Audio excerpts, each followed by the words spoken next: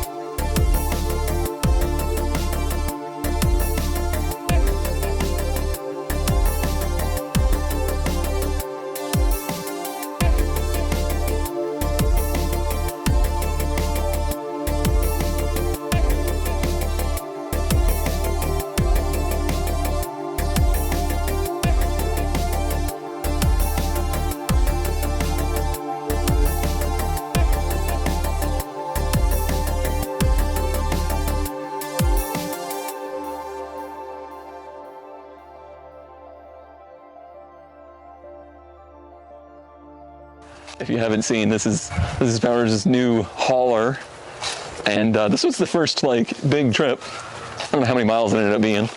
I think we were just around 600 miles. Not bad, not bad. What I call it is it's PA rust free. Okay. Which means the frame is rusty. Everything else is rusty. Did you get any history? Like, do you know if it was it a ramp truck before it was a box, or you think they built it all like that? I believe it was built all like this just because of how it's set up. These rails look like they were kind of intended to be there. And the fact that it doesn't dove off, like tail off on Yeah, I really want to see how it looks inside, because from the outside, usually with these you can see where the ramp dovetail is. Now this one you can't see it from the outside. No, it looks like they planned to have a box around it the whole time. And unfortunately I haven't got really any real history on it. I mean, obviously the crazy part is the fact that it's a 10-wheeler. Yeah, the tag axle is just bizarre. Yeah. Like, that's what sold it to me. Like, I don't need a tag axle. No. I like it. But I like it. It just looks so different. Mm-hmm. It is literally that 200SX from Ramon Parked, because, like we said, it had everything. It had everything that checked the marks. I will say, it does have the wing. Oh, thank God. I didn't sleep well last night because I was like, oh, what if the wing's not in there? Because the wing was on there, and he told me, he's like, just so you know, the wing's not on there very well. And it's a good thing, like, he said that, because, like, I closed the hatch, and when I closed the hatch, those spoilers, that wing is a minimum of $500 for a used one. All right, let's get this sucker out of here. I can't wait to see it. Like, this is literally the first time that I've ever done a sight unseen, but I've literally just never laid eyes on it. I would like to point out, when I said the tires were delaminated, I'm joking. Yeah, this is way more Ranwin Park than I thought it was going to be. I wonder if they did like some heck and burnouts in it before they like parked it or something. No? Well, maybe the person he bought it from. Right. So talking with him, the history I got from the person we got it from was that he bought it with the plans of getting it running, fixing it up, and turning it into a cruiser. Yeah. And like all of us, had too many projects, never got around to it, and it was just sitting there, so he decided to sell it. So he has literally done nothing since he bought it. Who's hiding up there, though? Huh? I didn't know this was a 2-car hauler. Let's not go there. All right, we got to get this thing out of here. I just can't wait to see it.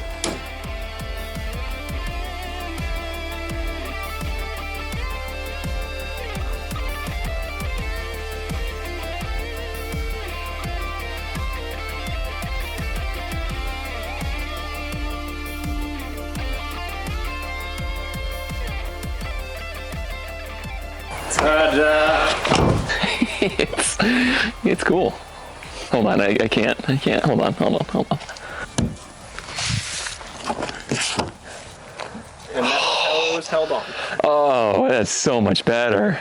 So, outside's cool, but we gotta come inside. This was the reason for the season. Like, is that not one of the best interior fabrics that has ever been made. It's amazing even at night. Like, I can't wait to clean it up and... Oh, that, like, after a wet backing. Yeah. And then the headrests, like, those are nuts. The headrest, right? Well, the turbo badge that you Yeah. can't see anymore was my favorite part. The vents and the taillights are cool. The fact that it's the year that it's still a Datsun and not a Nissan is cool. Oh, I didn't even notice that. Yeah, so it's a Datsun Nissan 200SX. There's the other bit of rust in this one. Yeah, that's what you mentioned. That's the thing. Oh, I thought this was all rust bubbles. It's just wet.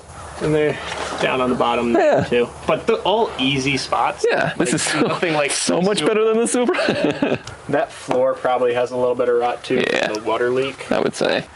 I gotta find the original radio too, like with the equalizers on it and everything. All right, so the dash is like 80%, honestly. I've seen a lot worse. Yeah, a little bit of cracking on the top there. I did not notice the lights there. So yeah, it continues the idiot lights through the passenger side, so your passenger can be like, getting a little low on gas, bud. I was like, service what? It's security. Security. Security. Or something like God, that. did I even show the cluster? No. No, not here. Look at it. Look at it. Oh, that's great. Running lights and a headlight. Okay. That's something. Won't go back up. Where is it? Ooh, don't eat it. It goes closer. That might have helped it. It almost ate my finger. I don't think that helped it. All right, so we need a set of headlight motors. The guy we bought it off of, that because he was like kept mentioning, he goes, really hope that he has better motivation and actually gets some work done on. I'm like, he'll definitely work on it. Like, I'll shoot you a link once he starts working on it, let you know. Probably the nicest interaction I've had. Like, I've had really good luck in vehicles, like always, like pretty darn good. The nicest interaction, like he was helping me put out the ramps, helping me load it, was right there doing everything with me, and was super nice, talking to me about, asking about the car, like asking about you, what you have, and we BS'd for a while. So Nice. He said he was trying to take one of his BMWs and thinking about trying to do rally stuff with it. So I told him to look up the rallycross crew we run with. It's in that area. So. All right, well, as I'm sure you could tell, there was some audio issues there the day that we unloaded the car. I cut most of that out, honestly. There was a ton more stuff that we went over, but the audio was just so unforgivable that I cut most of it out. So here today, we're going to go through some of the other details that had to be cut out of there, things that I've noticed. Still pretty amped about this thing. So let's look at some of the finer details of a 200SX I know nothing about. So first off, we didn't really look under the hood very much, or I didn't explain much about under the hood. So under here is a, as you guessed it, turbo, as if that really means much of anything in this era. But it is a factory turbo car, which means it is a CA18ET. For those of you out there like me that are more into the 240s, not a DET. So that means it's a single cam. These made about 130 horsepower at their finest days. This one definitely looks like it's maybe not on its finest days. It is that crazy era of Nissan where they decided that every cylinder needed 2 spark plugs. So this 4-cylinder has a 8-wire distributor. We were told that's the reason that it was parked. As I discovered when I first started looking at it, there's a distributor, or sorry, there's a coil just sitting in the engine bay, not hooked up or not bolted down right there. As far as I know, there's supposed to be 2 of those. We're definitely missing a lead right there. So yeah, some things have gone astray here for sure. I'm sure that's the reason that it was parked, is that it had some kind of ignition issue, but we know nothing about this engine. We don't know if it has compression. We don't know that it ever ran in its entire life. To be honest, we know somebody put this real shiny charge pipe on there. We know somebody put a red thermostat housing on it. But other than that, we don't know anything. And I've certainly never worked on one of these engines before. This is the first time I've ever laid eyes on one of them, so there's going to be a lot of discovery with this thing as we try to get it going. Things like this always raise confidence when you're looking at a vehicle. Just an alligator clipped wire from somewhere. I think I left in where the headlights tried to eat Powers' finger. I don't know that the motors are bad or if the gears are bad. Yeah, this one's not moving even under the... Oh, there it goes, actually. Oh, okay, so the gears aren't bad on it. Yeah, we'll have to figure out that. I've actually never had the headlights fail on this 13. These look like the same exact setup, so that'll be interesting to figure out why those have stopped working. Could all be wiring. Obviously some wiring stuff has gone on here. I don't know if you noticed, but inside... This is what leads me to believe this car has been sat up for a long time, is someone busted out the ignition in order to even try to get it running. There's some cut wires in this ignition loom. That could be the reason the thing doesn't run just right there. Who knows? In the back, there's a collection of stuff. Nothing too crazy or interesting. All right. I'm going to find me a trusty stick because those struts are bad. You know, the first thing I'm going to say that I've noticed about this car versus the 240, everything's heavier. The hatch is heavier. The doors are heavier. Just everything about it's heavy. So in here we have, I believe this is one of the mud flaps. So this car originally had side skirts all the way around it. Someone honestly wisely removed, hey, there's that missing coil wire.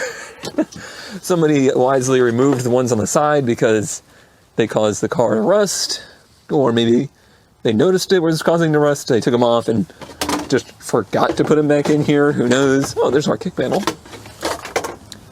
Yeah, we got various interior parts in here.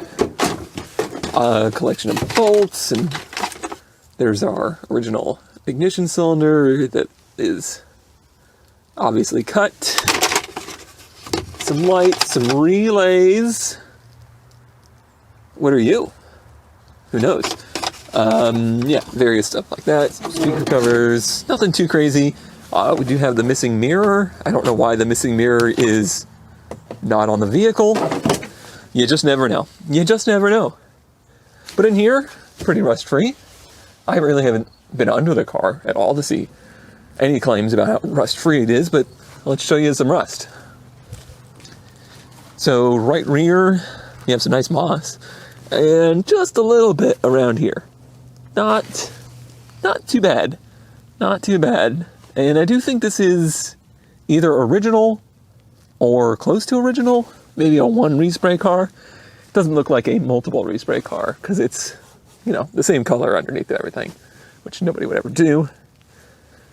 Little bit down on the rocker there. This is where those side skirts would be. It's a bit of a bummer that a lot of the interior back here is missing.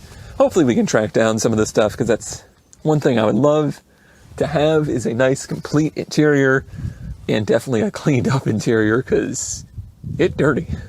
The sunroof is the exact same sunroof. I bet you I could go take the sunroof off the 240 and put it on this car. That is the same exact unit. So if that does leak, finding a gasket for it should be easy. Inside of here, I did put the jump box on it and the dash did not come to life. That's a pretty common issue with these. The digital dashes have weak joints in them that just tend to go out over time. This has 143,000 miles on it. It's the first time I've really looked at that. We have the drive computer. Yeah, trip, speed, fuel used, distance to empty, all that kind of stuff on this. Don't know if that's going to work.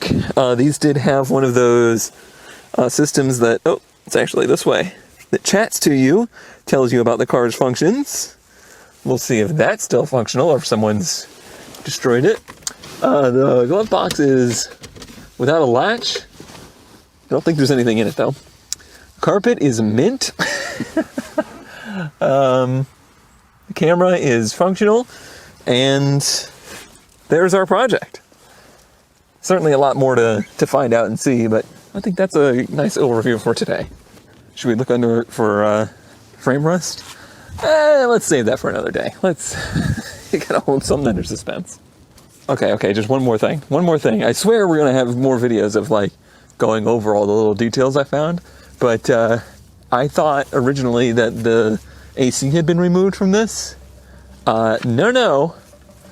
This was an AC delete car, I'm pretty sure. Those are plugs over where the AC lines come through. And then when I looked inside, I don't know this for a fact, but if you look at the AC controls, there's no AC button or anything. I think this was an AC delete car, which is nuts. This car has literally every other option you could get. And someone went in and was like, you know what, AC? I don't think so. I low-key kind of hope I'm wrong about that, because it'd be much easier to add AC back to it than to add AC to a car that never had it. Well, there you go, everybody. That's our 2023 project. I am very excited to dive into this 1984 Datsun Nissan 200SX.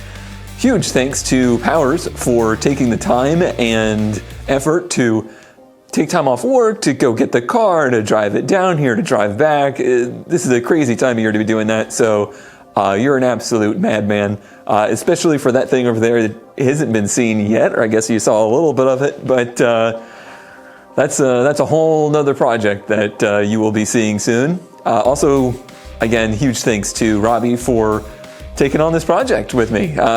He basically was just ready to go. I sent him the ad and he was like, well, let's do this. I'm gonna pay for it. You haul it down to your house, you get it going, you enjoy it, you bring it down to me whenever it's ready. And that is awesome. That's amazing. I can't wait to, I can't wait to see what it turns out to be. Neither of us know anything about the car. I know so little about what the car is gonna be like. We're all gonna find that out together. That's gonna be a surprise to everybody. If you wanna see more about the car, if you wanna see anything to do with the build, it's all gonna be here.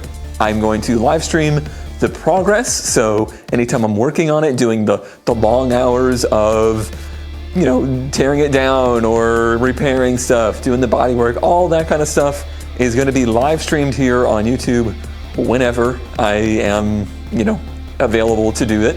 I am also a new father with a now 1-month-old, so, you know, time is different these days, but we're getting into our groove, we're getting there, so hopefully, especially as it starts to warm up a little bit, it would be nice, we'll really start diving into this thing, but we'll all be here. So live streams of progress, and then videos overviewing the progress and showing how things are going or what we're gonna do next. So look forward to that all being here.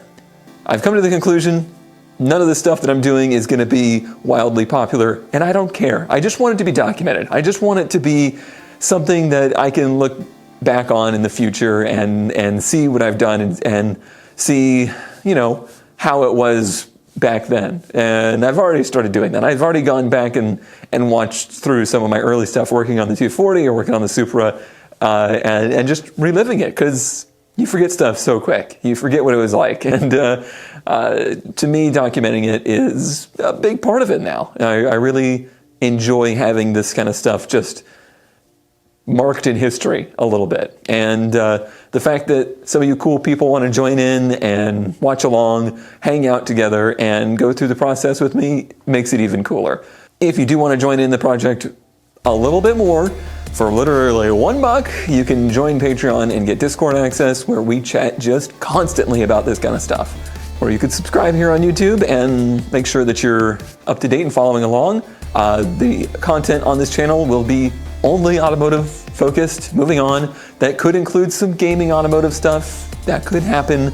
It is more than likely to happen, but it's all going to be automotive. That's going to include working on the 240. It's going to include working on the Ram truck. It's going to include working on the new crazy project that hasn't really been shown yet. If you're a Discord member, you could have seen it already. It's all here, okay? That's enough salesman stuff. Let's get to work. I'm excited.